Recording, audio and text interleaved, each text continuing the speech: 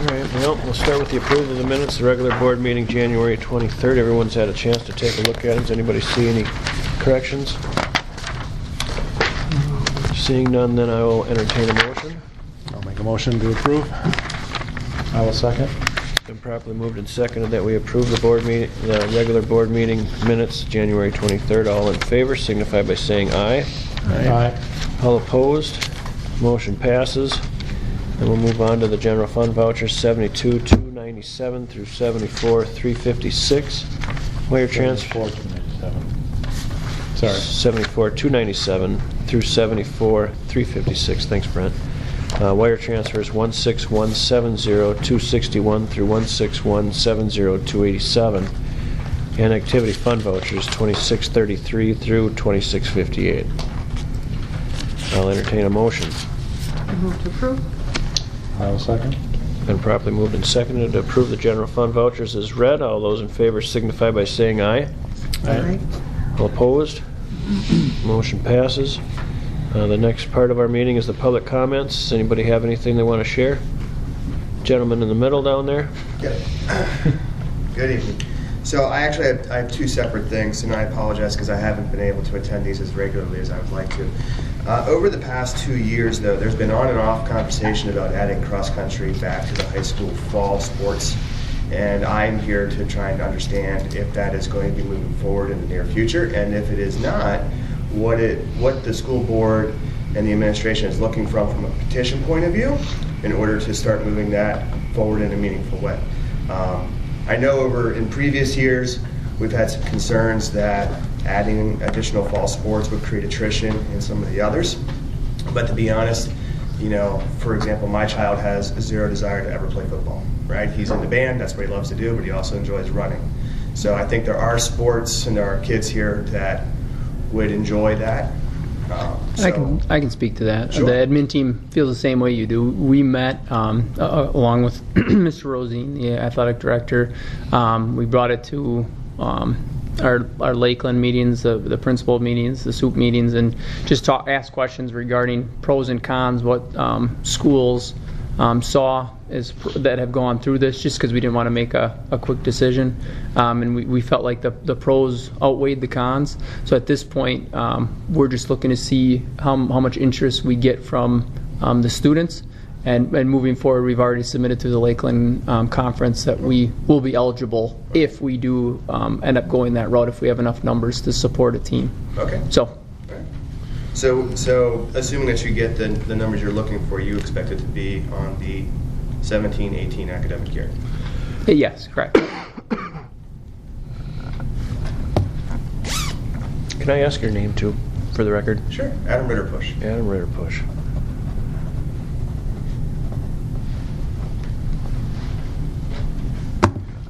Perfect. I appreciate that information. Also, the other thing that I just wanted to bring up, my son's getting ready to transition out of the junior high up to the senior high, so we had the opportunity to come and meet in this room, I guess about a week ago, listen to a whole bunch of teachers and everything else. Mr. Gillis was there with half a voice. Hopefully you're feeling better. The one thing that I just wanted to mention, and it's more of a thing that just kind of tripped my ears as something questionable, right, is this is probably the second or third time that I've heard you kind of speak to how the teachers are there on a voluntary basis and applauding them for being there. And if they're truly there on a voluntary basis, as a person who's in private industry, that's kind of worrisome to me.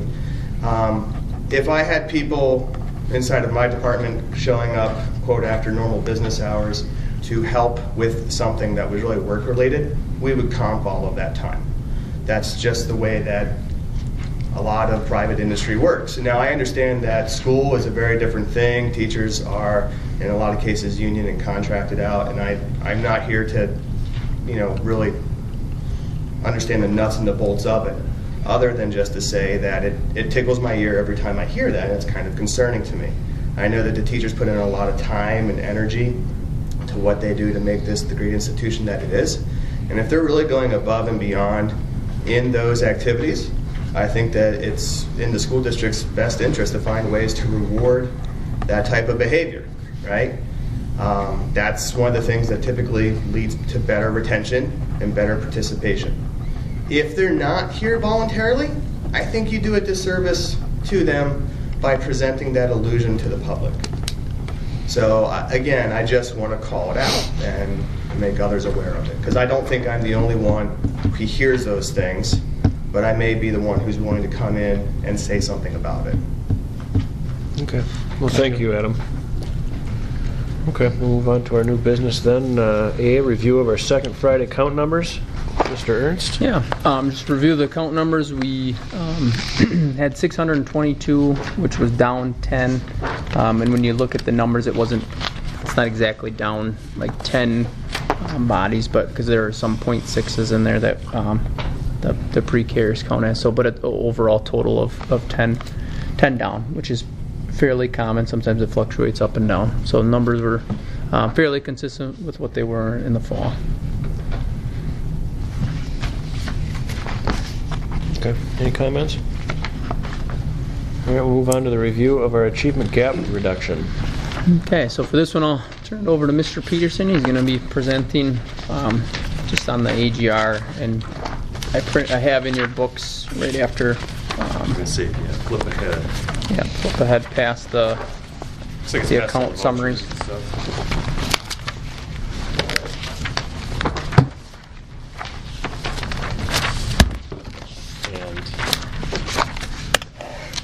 I thought of this here at the end of the day, that just to review with everybody. Well, if you all can recall back, whether it was last spring or last school year, we talked about achievement gap reduction, as the AGR is short for. This is a replacement for SAGE, which has been around for a long time. SAGE, Student Achievement Guaranteed Education. The program goes back to the late 90s probably, which was a class size reduction program that we've implemented for many years, grades 3, 2, 1, and K, with the small class size ratio, teachers to students. They changed the name of it, legislation in summer 15, so it's now called Achievement Gap Reduction. Provided a little bit more flexibility. So this handout that I just gave you kind of summarizes the differences between SAGE and AGR. So you can now make a choice of which strategies you want to implement, one of which is still the class size reduction, which is what we have opted to continue to do because it's been part of our school community, and it's just kind of the small class sizes is what we've come to be accustomed to. So just wanted to give you that as a little primer. So what else is different about the AGR now is that it used to be that you would submit a 5-year contract to the DPI, and then annually you would send a report. You had goals, and you had to send a report to the DPI every spring. Now, instead of a report to the DPI, they ask that you share your goals with the board twice a year at the end of first semester and second semester, and then share your progress towards those goals. So that's what we're doing here tonight. So this is the first time we've done this. So there are 3 pages that Mr. Ernst copied for you. So the first 2 are summaries of the goals for each grade for reading and math. I've got extra copies so people in the crowd would like more. Thanks, sir.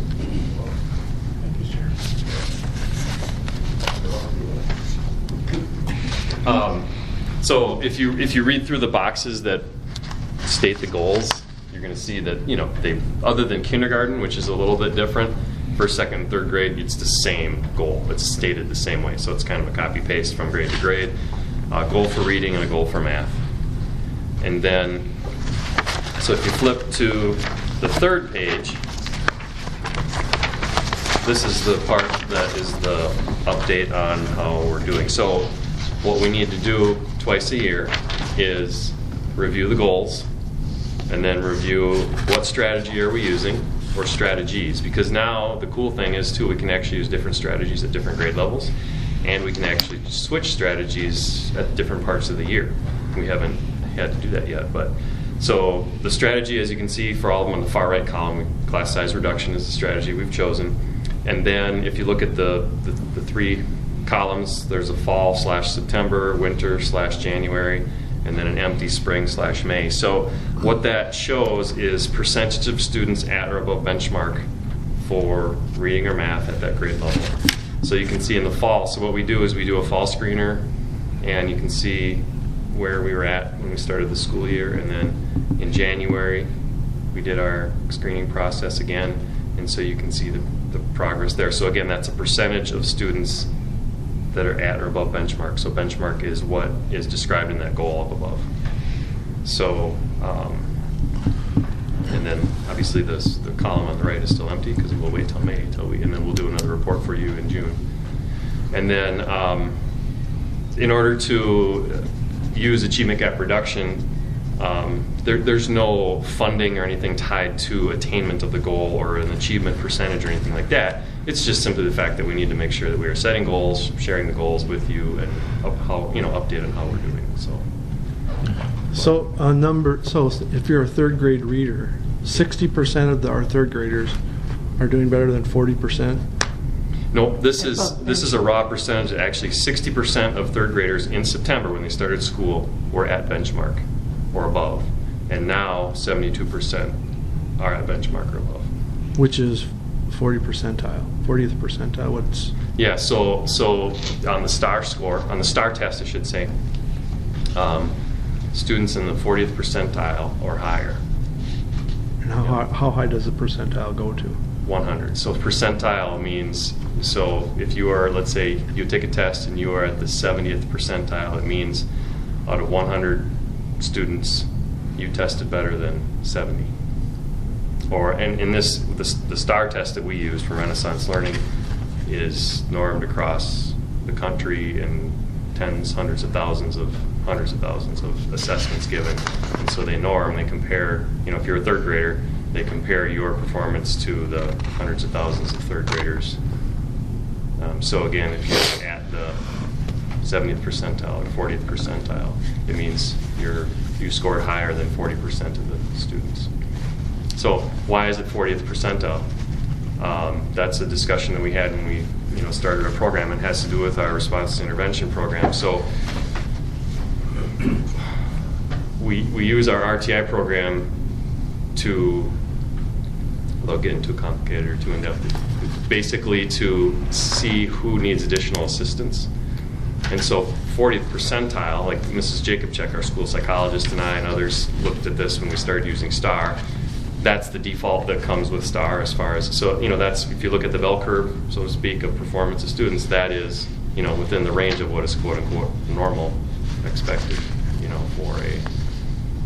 for a student. So that's why 40 is the cutoff that they use. So you're basically looking for people who, hey, the people who aren't scoring 40, we need to get some additional help for. Yep. So we can get them in, try and get them early and get them back on track. 40th percentile down to 25th is, they code it like a blue color, and it's on watch, meaning, keep an eye. 25th percentile down to 10th is yellow, which means intervention, and then 10th percentile down to 0 is red, which is urgent intervention. So, and most typically, statistically, a student who consistently scores in that 10th percentile and lower is typically who would then, we'd be looking at, or often end up qualifying for a special ed referral. So anyway, so that's how, just an explanation of why 40th percentile is the cutoff. So 50% would be right in the middle of the bell curve, right? Correct. At the very top. Yep. Mm-hmm. So we're kind of, I don't know, it's like the bar's kind of low. But. Well, actually, look at it more from the side. What are you looking to measure? Yeah.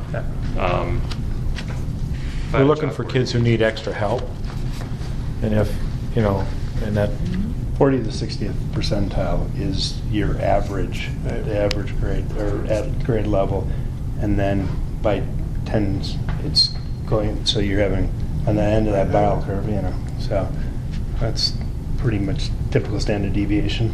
Yeah. But we, and this is our first year doing it. So we'll continue to look at it. We might revise the goal, and if we find that we're blowing it away every year, well, then we will raise the percentile for what benchmark is, or we could raise the percentage of kids who meet benchmark. We could say 90% of kids, or we could say, 50% 50th percent, you know, so that's just all part of the goal setting process. You just want to try to set a SMART goal that's realistic and, you know, achievable. And so Is it the same test at all 3 times, or does it move? actually, does no, it, actually does the it benchmark progress? moves. Yeah, so the benchmark is here in September, it's here in January, and it's here in May. Yeah.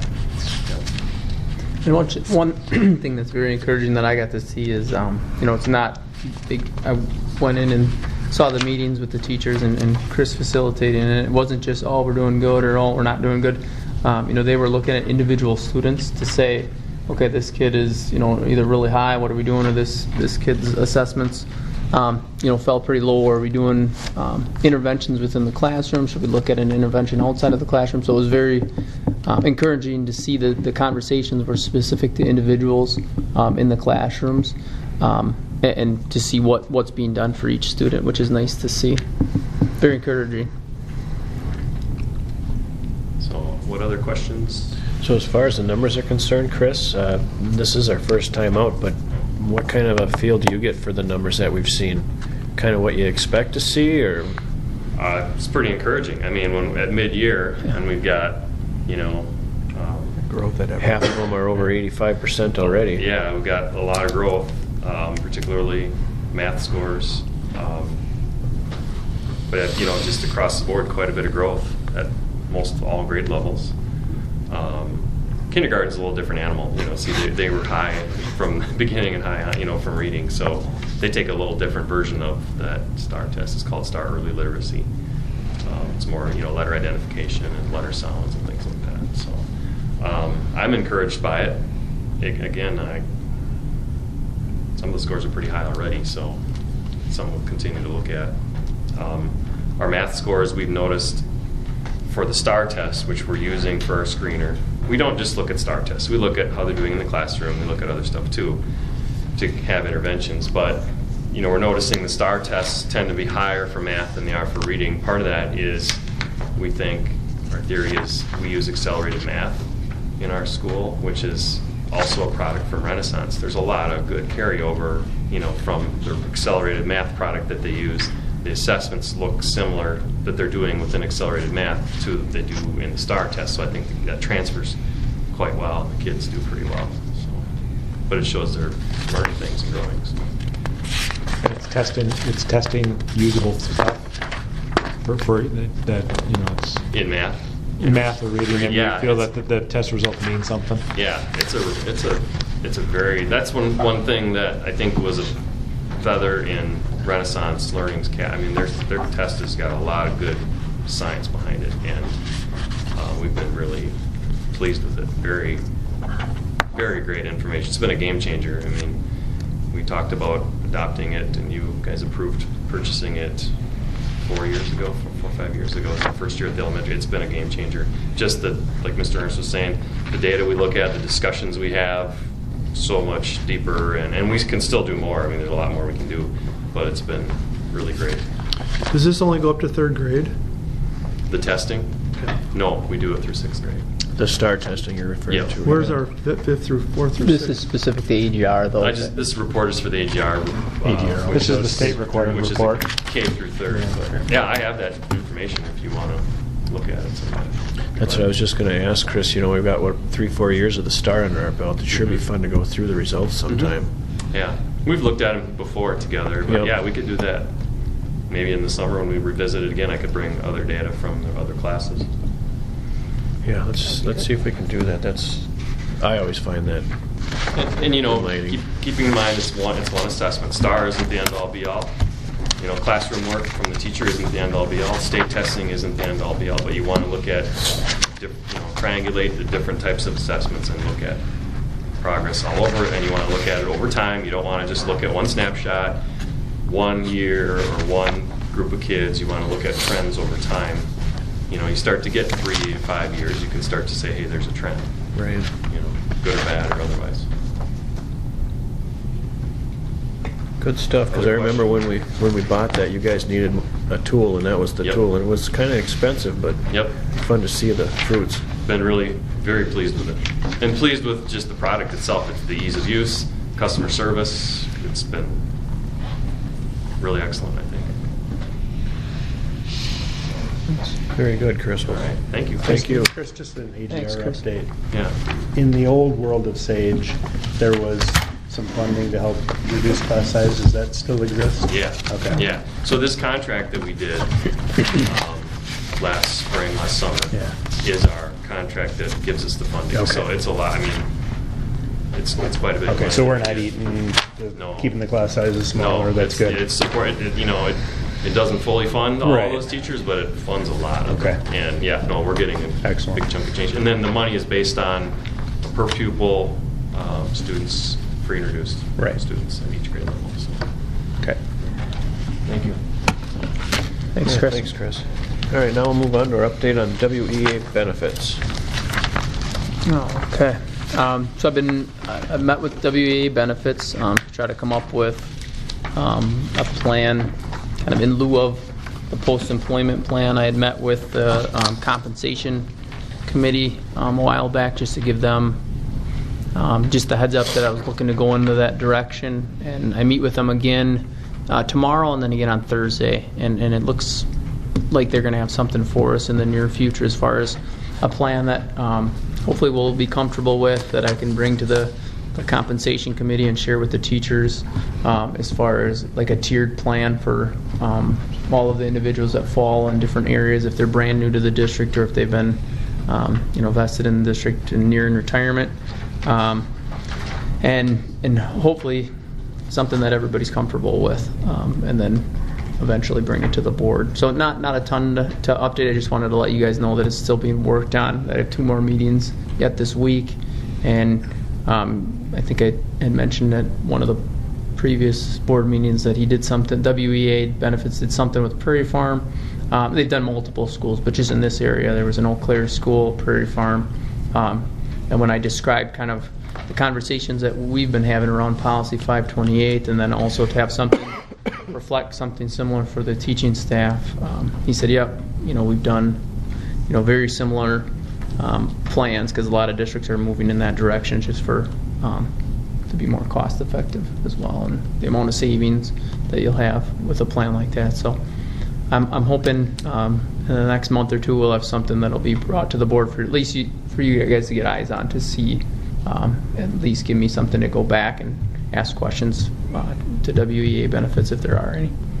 So we're moving forward with it. Yeah, that'll be good. We're not only moving forward with the 528, but also getting the teachers kind of the same kind of thing. Yep, I explained everything to him, and he said this is what he's been doing. So I'm hopeful that he'll have something for us to look at that everyone will be comfortable with.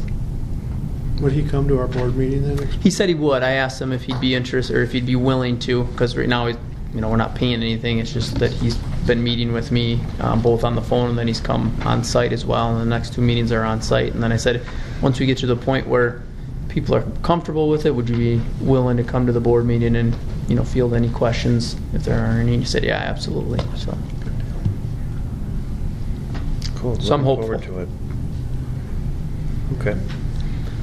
Then we'll move on to our WASB Day at the Capitol. yeah, so this is every 2 years the governor puts out a proposal for the budget, and there's a lot of different things that are being thrown out there as far as changes that are potentially happening. Everything related to the budget, also to teacher licensures and admin licensures, just a lot of different stuff. But on March 15th, Wednesday, the WASB is hosting a day at the Capitol.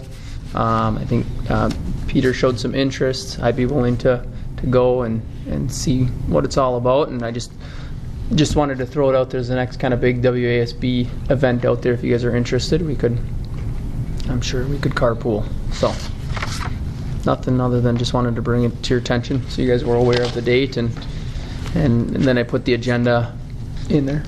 What's that? It's a Wednesday. Yep, it's a Wednesday. So Is that an overnight thing or just a one-day deal? it's just a one day deal in Madison.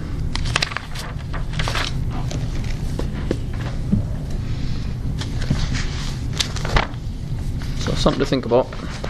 Okay. All right, then we'll move on to our old business approval of the 2017-18 administrative contracts. That'd be something to move into closed session to discuss. Can't we discuss that at an open meeting? I think there's some information that should be in closed session. Yep, we have no problem with that. Okay, then we'll move on to our superintendent notes. Okay. So over the last 2 weeks, we've had a basketball game we won in Clayton. We've had, unfortunately, a couple losses with both girls and boys. The girls lost against Clayton, and the boys lost a really close one against Spring Valley.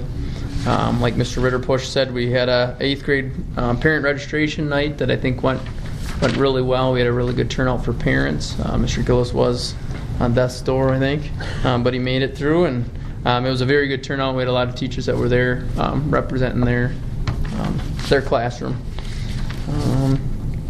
And we had a boys win on the Friday the 10th against Northwood, and a girls a close loss against Northwood. Then let me back up. The rest is one conference. I'm not sure how many that is or what the past history was, but I know they wrestled really well at the conference tournament in Cameron. And then this last weekend here on Saturday, we hosted regionals for the second time to my knowledge. I think the first time in 10, 12 years. So it's been a while.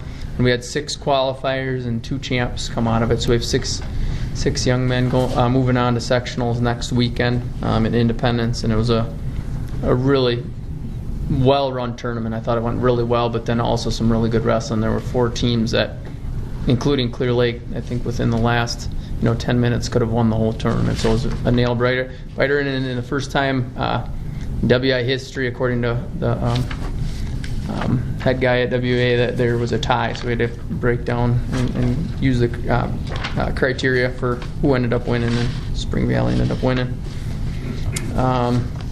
Future things we have this weekend, we have wrestling sectionals. We're doing a fan bus to Independence, so if anybody's interested, it's going to be leaving at 7:15 on Saturday morning, the 18th.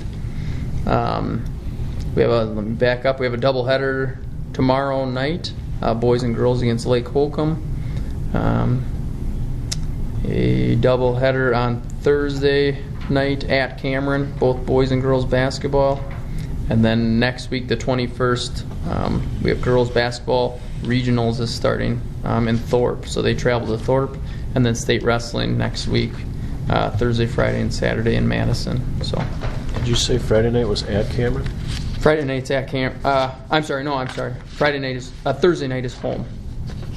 Thursday the 16th. Friday we have no school, and Monday we have no school. So okay. Thursday night the 16th is a doubleheader at home against Cameron, boys and girls. So it's that time of year. It's the postseason right around the corner here. Yep. Okay. Well, then we will move on to our contemplated closed session. Thanks you guys for coming in. Can I ask what is in these contracts that we just can't discuss in open meeting? It's pretty generic stuff here. I think it. Once we come back out in open session, you can talk about what was this, as far as what you're comfortable with the motion being. But I think if there's any debate, I personally think it should be in closed session. If you guys, I agree, because the reason is we can talk about individuals that way rather than generalities in closed session.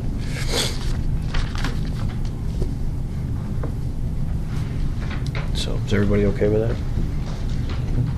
Okay, so we're going to move on then. You guys, thanks for coming in. In accordance to WSS 19.851C, considering employment, compensation, or performance data of any public employee over which the governmental body has jurisdiction or exercises responsibility. A, employment, compensation, or performance of an employee, superintendent evaluation. I'll pull the board. Okay. Yes. Brett? Yes. Myself, yes. Peter? Yes. David? Yes. We are in closed session. Whacked. We are in open session. I will entertain a motion for the administration contracts. to approve the 17-18. To approve the 17 and 18 contracts and then amend the 16-17 contracts. Do I hear a motion? I'll make a motion. Second. It's been properly moved and seconded to approve the 17-18 administrative contracts and then amend the 16 and 17. All those in favor signify by saying aye. Aye. All opposed? Motion passes. I'll now entertain a motion to adjourn. I will move to adjourn. Second. It's been properly moved and seconded to adjourn. All those in favor signify by saying aye. Aye. All opposed? Motion passes. We are adjourned.